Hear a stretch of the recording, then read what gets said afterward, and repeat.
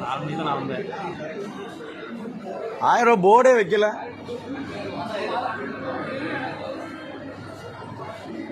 Sir board வைக்காம எப்படி 1000 ரூபா வாங்குறீங்க?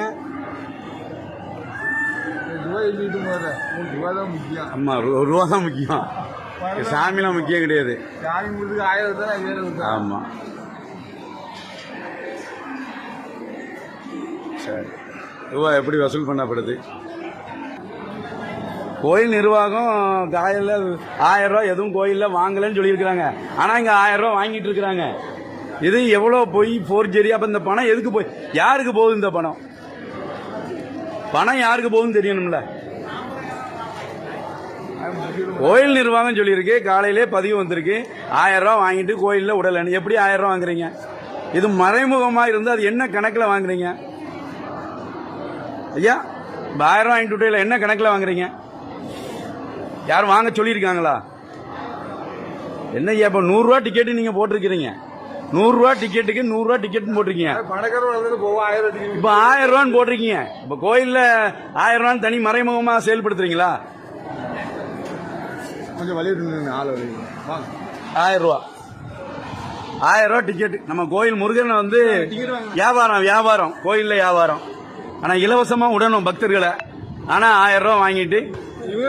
ஆனால் கோயில் நிர்வாகம் என்ன தெரியப்படுத்திருக்கு? இன்னைக்கு வாட்ஸ்அப் குரூப்லயும் பதிவு போட்டிருக்காங்க, நாங்க 1000 ரூபா வாங்கலன்னு இருக்காங்க. ஆனா இங்க 1000 ரூபா வாங்கிட்டு இருக்கிறீங்க.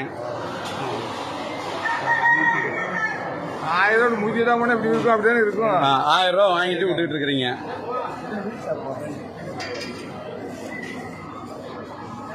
பணம் ஒன்றா குறிக்கோளாக செயல்படும் திருச்செந்தூர் சஷ்டி திருவிழா முருகன் கோவிலினுடைய கோவில் நிர்வாகம் 1000 ரூபாயை பெற்றுக்கொண்டு முன்பகுதியாக பணம் இவ்வளவு என்ன எதுவும் குறிப்பிடாமல் 1000 ரூபாய் பெற்றுக்கொண்டு கோயில் நிர்வாகம் கடந்த 4 நாட்களாக பல கோடி ரூபாயை வசூல் செய்துள்ளது. கோயில் நிர்வாகத்திடம் கேட்டால் பதில் இல்லை. இதுபோன்ற வியாபாரஸ்தலமாக்கிய கோயில் நிர்வாகத்தை என்னவென்று சொல்வது? இதை நாங்கள் முருகர் பக்தர்களிடமே பதிலை விட்டுவிடுகிறோம். இது பணமாகி போச்சு. கடவுள் பக்தி இன்னைக்கு வந்து பணமா வியாபாரம் நடந்துகிட்டு இருக்கு. எந்த ஊர்ல இருந்து வரீங்க? ஏமா நீங்க இந்த ஊர் இங்க இந்த பாதைக்கு போனீங்களா? கேட்டீங்களா? என்னமா 1000 ரூபாய் இல்லைன்னா ஓடு. நீங்க ஏன் அதை கேட்கல? ஏமா முருகர் வந்து எத்தனையோ பேரை கேட்டிருக்காரு, எத்தனை பேர் கேட்டுட்டு இருக்காரு, அது கேட்டுட்டு இருக்காரு. ஆனா இங்க கிராமங்கள்ல வர்ற மக்கள் எவ்வளவு கஷ்டப்படுறாங்க தெரியுமா?